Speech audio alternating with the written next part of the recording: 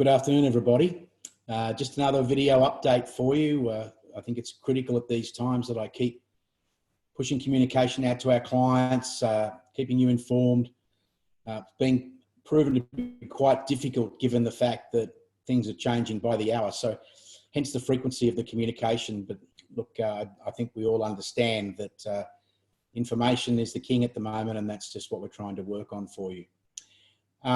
I just wanted to take an opportunity to looking at the markets today. I see that the share market's down another 5%, and that sort of brings the total share market sizing down from sort of down probably 30%.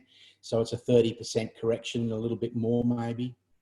And, you know, obviously this is having a deep impact on our client portfolios and our superannuation balances. But what I wanted to do was to just take this opportunity to really, I've called this session Go Back to Basics, and that's pretty much what I want to do. Is I want to sort of go back to our core roots and to have a little bit of a think about what it is we're actually trying to achieve, and to give you some of the tools and information around how we make investment decisions and decisions around portfolios. So look, I just want to reassert the position that it's really easy to forget about the basics when the world's going crazy, and the world is going crazy. Don't make any doubt about that. Certainly we're seeing things in global markets that we've never seen before, and that does get a little bit kind of, you know, scary, but at the same time, it's important to stick to the fundamentals to make sure we know what's going on. We really need to stick to the long game, and that is really difficult to do when everybody around you is reacting. So I suppose this quote, which is to be a successful investor, you have to be emotionally neutral to winning and losing. It's really just a part of the game. Now that's from Robert Kiyosaki. You know, you'll probably remember him from Rich Dad, Poor Dad. But it's pretty good advice, because we just have to understand the fact that this is a short-term event, that we're going to go down and we're going to go back up again, just like the whole economy. People are losing their jobs, people are losing their businesses. They've got to come back out the other side, and their job will be there and the business will come back again. Everything will go back, and this is not a fundamental economic change in our markets. This is a reaction to a physical illness. I wanted just quickly to work through with you on this little thing called price to earnings ratio. I don't like to overcomplicate things for my clients, but I think this is something that's really important to fundamentally understand when it comes to investing, and why there are triggers as to when a market becomes quite good value. So the PE ratio is, I'm going to use an example here for you, which would be on a stock like the Commonwealth Bank. And the Commonwealth Bank is currently trading, or was trading yesterday around on Friday at $62.72. Now, the dividend that stock delivers is a $4.12 per year dividend. That's paid twice a year, usually around about sort of, you know, April and then again in October. Now, when you divide the earnings into the price, you get a number, and that number is 15.22. Now, what that says is that if I actually bought this stock and I held it for 15.22 years, I would get all of my money back in just dividends. So all of those $4.12s coming back into me would give me 15 times, would give me the share price of $62.72 that I just paid. So I'll just say that again. This times ratio, or this price to earnings ratio, tells me how many years it'll take me to get these dividends to pay back that total amount that I've spent. So why is this important? Well, what we're able to do then is to work out what the price to earnings ratio is of all of the stocks in the Australian share market. And that's what this chart shows us here. And what it says is there have been times in the past when the price, it's taken 25 years to get your dividend back, or in times when it's been 30 times or more than 30 times to get your dividend back across the whole share market. Now, this price to earnings ratio changes. It changes because of two things. One is the share prices change, and two is the dividends change. So those two things lead to differing outcomes. And during the 1980s, the price to earnings ratios fell down here in the range of sort of 5 times earnings. And what we've seen more recently in the last few years, as we've gone through our bull market and our strong run in shares, we've seen that our price to earnings ratio in the market has been over 20. As of just recently, it's fallen now down to 15, and that's largely due to the fact that all the prices have fallen. And this average, this long-term average, is a place in which we see that the market presents some kind of value. So therefore, when we go below this line, it means that the market is coming into better value territory and we should be considering buying. The second sort of principle I wanted to talk to you about is an investment phenomenon known as the dead cat bounce. This came from an expression, I think, that was coined in the 1950s or 60s, which is a little bit bad for animal lovers mainly, but it says that if you drop a dead cat, it'll bounce, but it'll only bounce once. So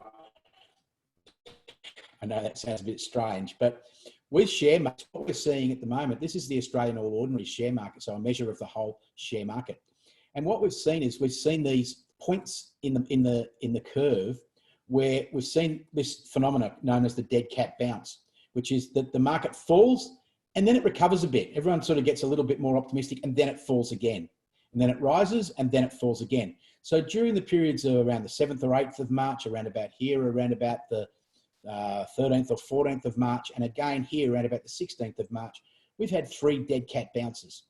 Now, the markets will tend to dead cat bounce down to a point when the dead cat doesn't exist anymore and these markets move up and continue to move upward. So it's important to understand that these pits, these little points, become quite significant buying points, and our investment managers are seeking to try and buy stocks that are valuable in those little pockets of falls. The next chart I want to just quickly talk to you about, this is the actual Dow Jones. So this is the American share market following the 1987 share market crash. And you can see that there is a really significant dead cat position happening here in that market. The market fell quite sharply on one day, which was obviously the day before the Tuesday, or what was known as Black Tuesday. Market rose a little bit and then fell quite dramatically. And the recovery of this market is just absolutely pockmarked with these dead cat bounces or these peaks, these weaknesses. And these weakness areas, once we get the market turning around and moving in this direction, which happens after the virus clears the way, then these become all buying opportunities to buy in small dips. What this chart is showing, again, is relating to the American market. And it's showing the number of times that the market has moved either 3% positive or 3% negative in a given trading day. Now, as you can see, volatility in the share market between 2000 has been extraordinarily common. The market has moved and will continue to move. In some instances here, where we saw back in 2008, when we had the global financial crisis, the market was losing 10% on a daily basis here in a couple of instances. And then at the same time, we've seen, so beg your pardon here, 10% falls at various times. And then we've seen bounces back where the market's bounced up 10%. So down 10s here, up 10s here. What we've seen at the end of this curve now is, of course, late in February and early in March, we're starting to see these blue lines appearing up here as far as our gains and the yellow lines appearing as our losses. So what I'm trying to say with that chart is, let's not get too concerned about the market bobbing up and down. It will do this, and there's not a lot we can do about it. The one thing that will make this market jump extraordinarily will be any good news that is released in relation to a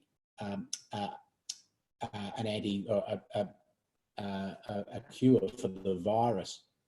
Now, if you look at here on this particular chart that I've prepared, I've looked at the top Australian 10 companies and looked at their share market performance between January 30th and their price now. And you can see why your portfolio has been affected. Obviously, all of these companies have been sold down, and as their price falls, their price to earnings ratio becomes more attractive. And as they become more attractive, they become parts of the portfolio that we like to add.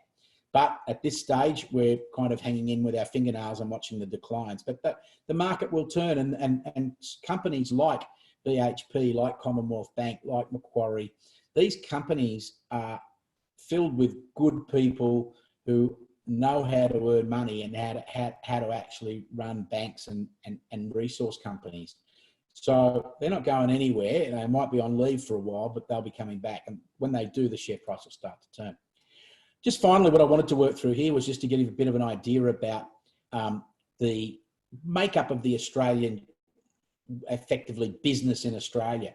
This is a chart just showing that 21% of people work in financial services, 14% in communications, 13% transport, mining, information technology, and a range of other things.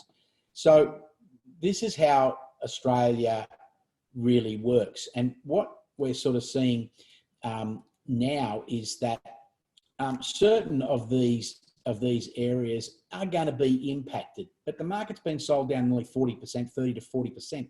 So if the market goes down to that level, not 40% of banking businesses have gone out of business, not 40% of telecommunications companies have gone broke, not 40% of transport companies, etc.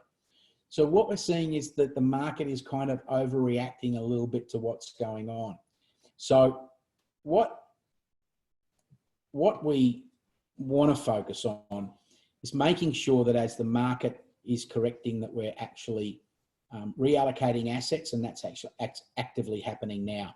And once this market does get down to its bottom levels, we're going to see the improvements as soon as we start getting less people being infected, we start seeing people going back to work, we're going to see an improvement. The vital thing at the moment is that you go back to Robert Kiyosaki's quotation about the fact that we have to learn to live with this kind of up and down for a period of time. There will be a period of time where it goes back to normal, I guarantee it, and that is where we won't see this kind of volatility. But in the short term, it's what we're going to get. So be patient, be committed to the idea that we hold good investments. Those good investments will rebound, and when they rebound, we will look back on this in 4, 5, and 6 years' time. We'll remember how bad it was, but we'll remember that, gee whiz, we're lucky we just stuck to our knitting, because that was the only way that we were ever going to get through it. Again, look, obviously we're working remotely. I'm obviously at home today, and we will be for most of the next 3 to 4 weeks, I expect. But every time there's something important, I'll be pushing a video out to our clients. I'll be getting information out there. I'll start to be doing a lot more portfolio reviews online with clients, just to explain what's going on an individual basis. But CG and I are working very, very hard to make sure that we're on top of everything and that we can provide you with quality information. If you need anything, if you'd like to find out any more, please give me a call. If you've got any worries, concerns, or issues, get on the phone. It's much, much better that you contact us so that we can help. If we don't know what the problem is, we've got no chance of solving it. Stay safe, stay indoors, and let's get through this together. Talk to you soon. Bye.